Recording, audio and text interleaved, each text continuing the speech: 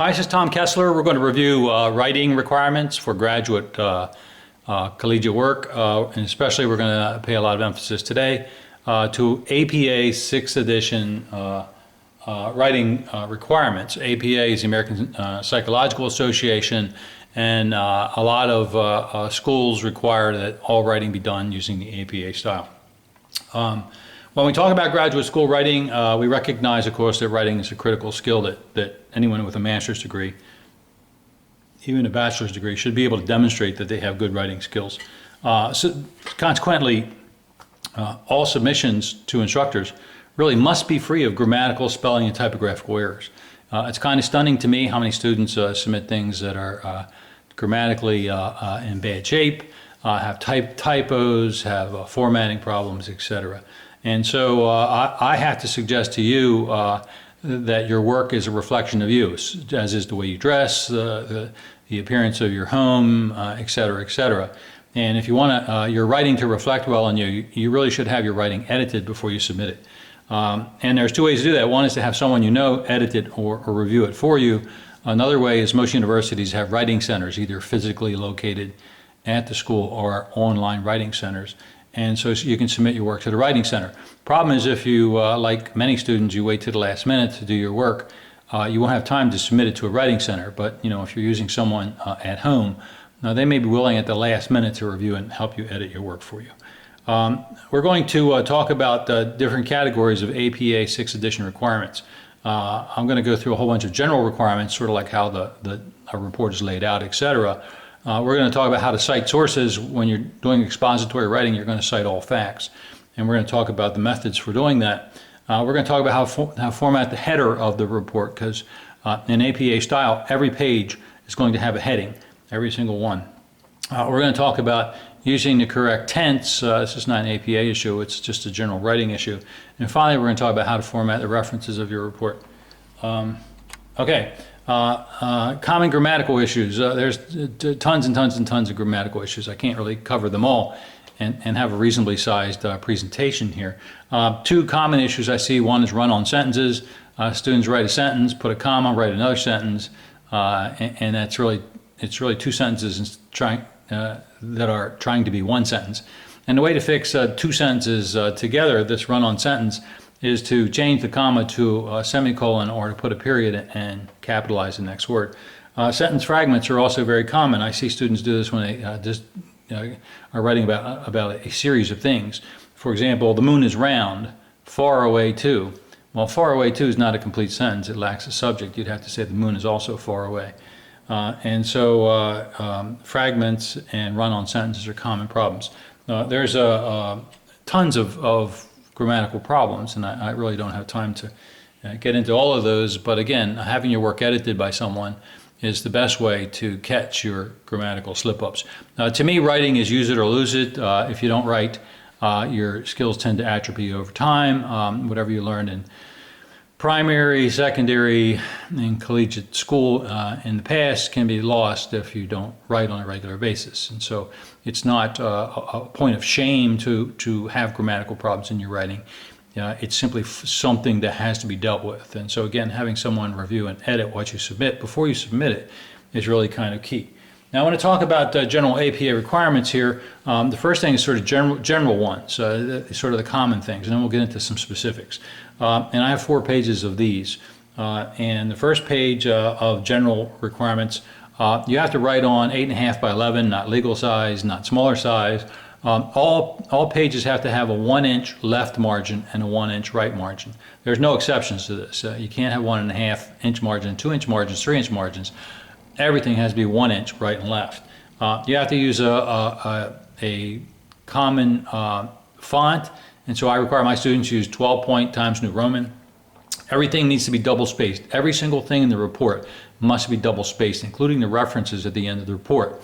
There's only one exception, and that's only if your school or your instructor tells you the cover page, only the cover page can be single spaced. Everything else is double spaced. What do I mean by double spaced? If you highlight everything in your report and you go in Microsoft Word and you look at on the Home tab, you'll see an up and down arrow, and if you pull that up and down arrow, it has 1, 1.5, 2.0, 2.5.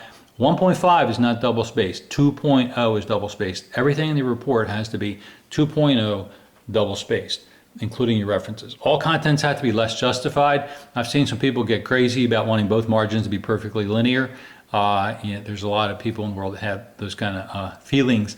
But for graduate writing, you're not going to do that. You're going to left justify everything, and the right side's going to be raggedy, and you're just going to have to deal with it. All chapters, all appendices, your references, everything that's a new chapter or a new section starts on a new page. That's important.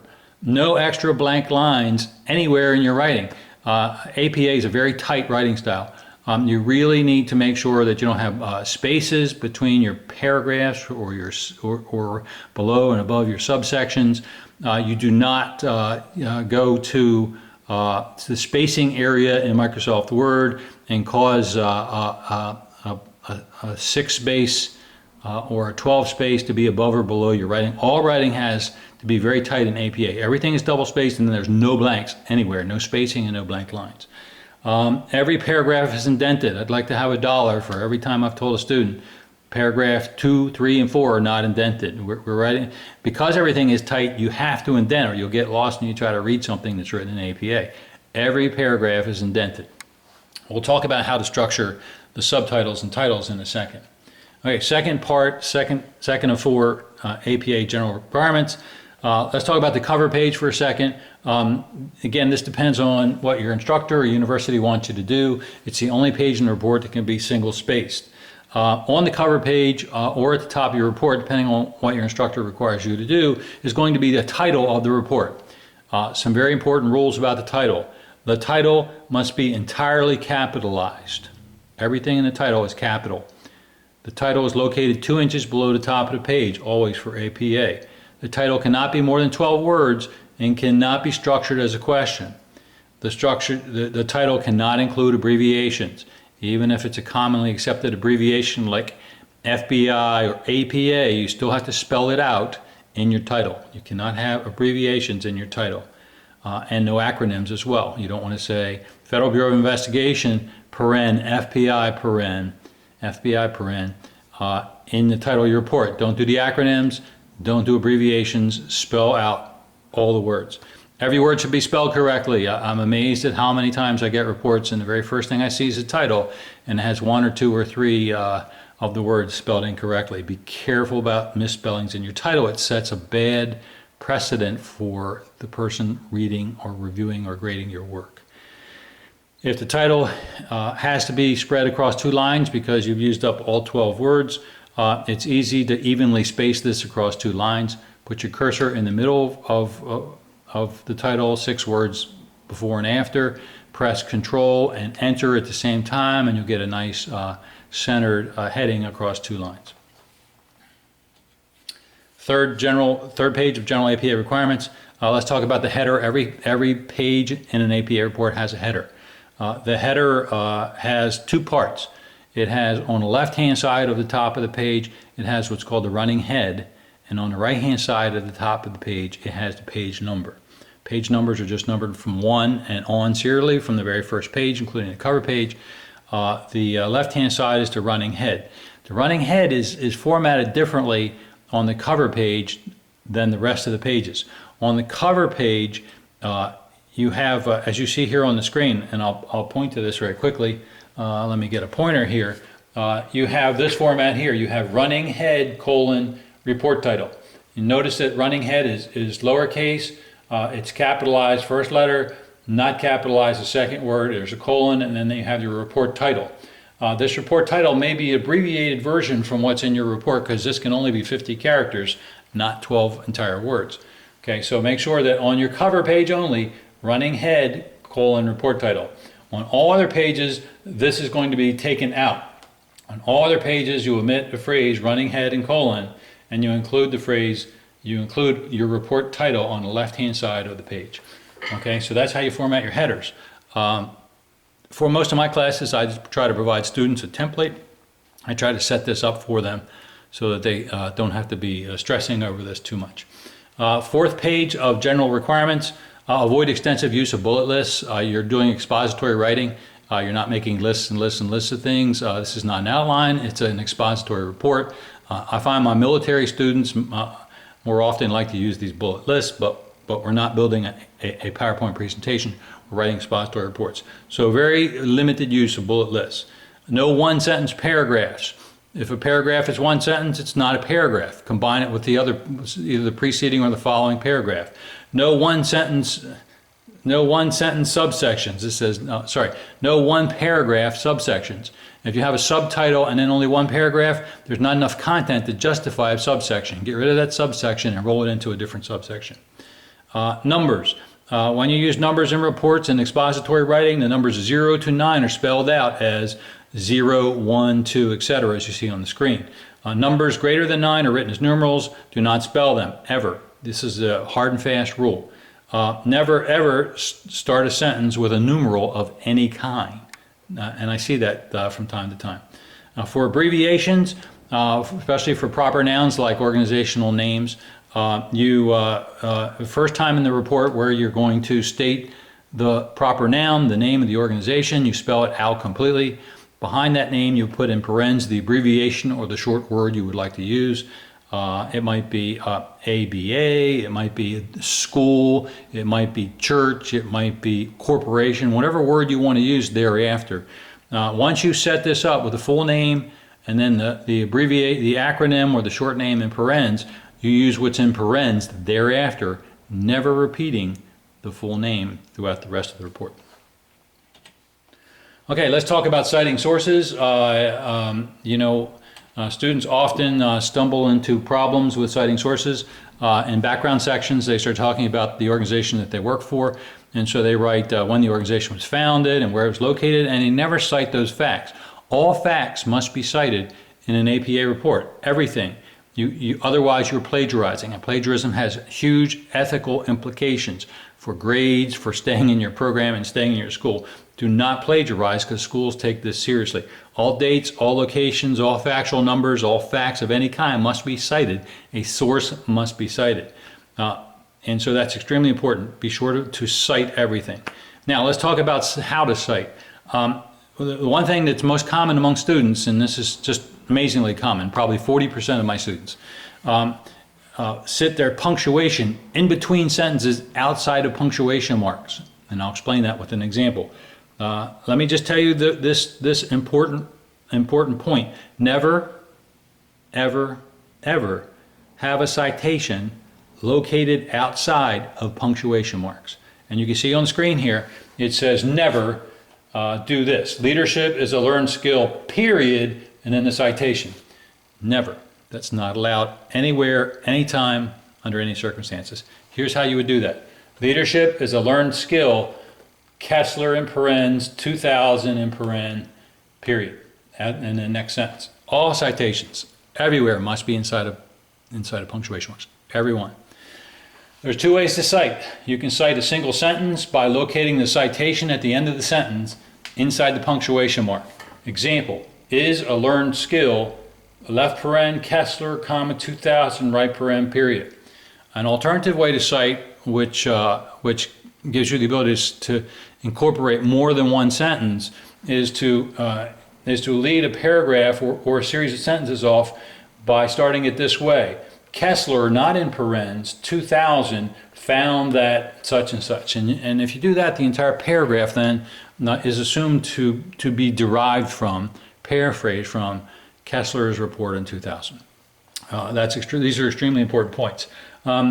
Just a couple of things. I'm not going to get in. I'll give you an example or two in a second about different ways that different things are cited. But in reality, to find out all the many ways to cite different articles, books, things you find on the internet, things that don't have author names, things that don't have dates, you really need to go to APA sources on the internet. And I'll give you an example in just a second.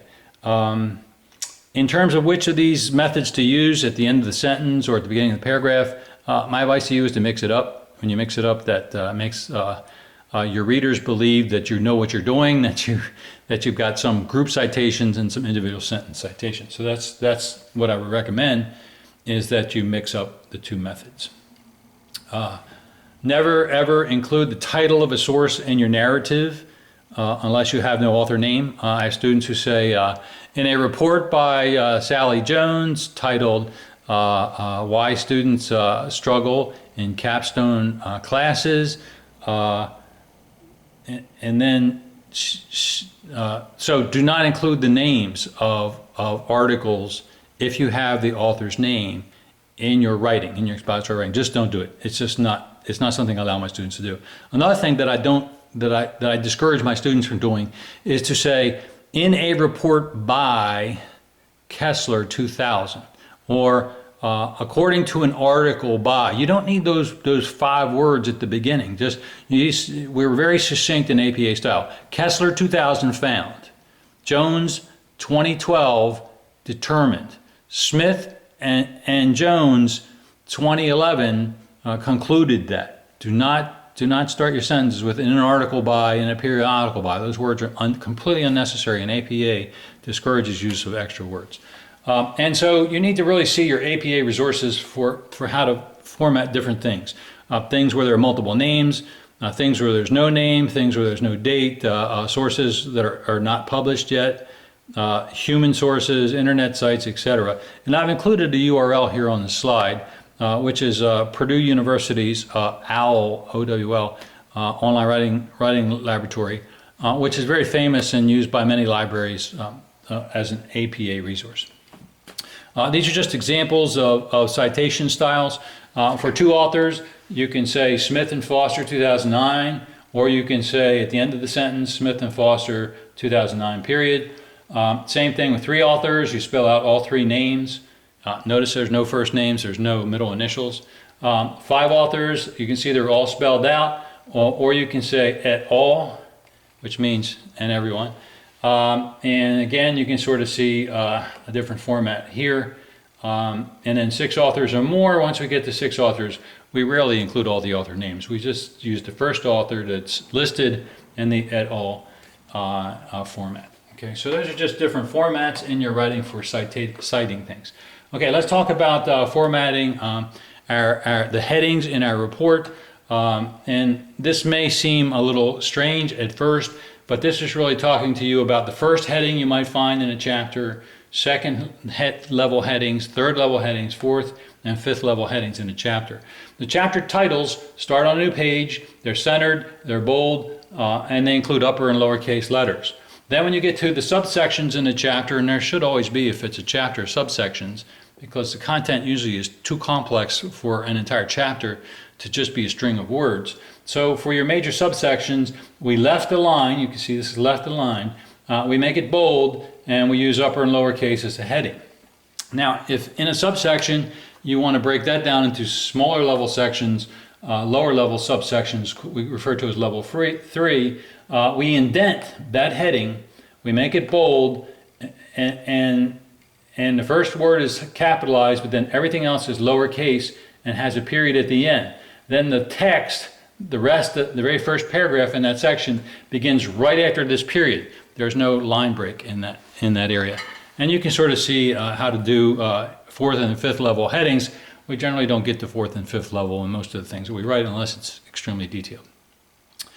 This is just an issue that most faculty say to me needs to be discussed with students. And this is this misunderstanding of time. Often students will say, this chapter will discuss, or this report will discuss, or the following section will discuss. And it's a misuse of the sense of time, because the word will suggests something in the future, not something that already exists. And so I tell my students that, with only one exception, never use the word will in their writing. And so that's what this says. This says frequent incorrect use of will for content is already there. This report will examine, but the content is already there. Instead, we say this report examines. Another case, this report will present the facts, instead of saying this report presents the facts. Okay, so we don't want to use the word will. Now there's just one exception where that's the case. And that exception is when you're referring to a future activity, something outside of the report that hasn't occurred yet. Next month, data will be collected. So if you're referring to that kind of statement in your report, then that's a reasonable statement. Okay. sure this is picking up everything. Okay. Make a slight adjustment to make sure that nothing's off the page here. Slight camera adjustment. Okay.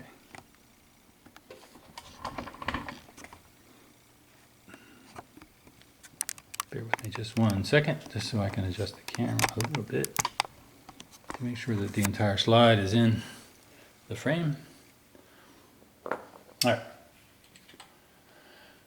How to do references. APA 6th edition, references and bibliography are different when we're doing references. We want to make sure that we have a references section in every report that we write. References are the things that you cited in your report, and only the things that you cited in your report. Nothing else can be in the references section except those things that you cited. When we think about a bibliography, possibly when you decide to do your report, you gathered many other items, but you didn't cite them in your report. And so if you'd like to have a bibliography, it's optional, and you can have it at the back, but it would include things not actually cited in the report. For the references section of your report, the title, the word references, is centered and it starts a new page. References are organized in alphabetical order. References are formatted using a hanging indentation style. I'll show you what that means in a second. I always tell my students to look it up on the internet if they don't know what it means. References are double spaced. I've mentioned that earlier. And finally, references for different things, books, periodicals, stuff on the internet, often have different formats, and you really need to go to the internet to see how certain things are formatted. And finally, just a list of examples. Now you can see the hanging indentation style. The first reference here, author, is listed, but it doesn't go over 1 sentence, so the indentation is not an important thing. The second reference here, Centers for Disease Control, splits onto a second sentence, and it is hanging indentation.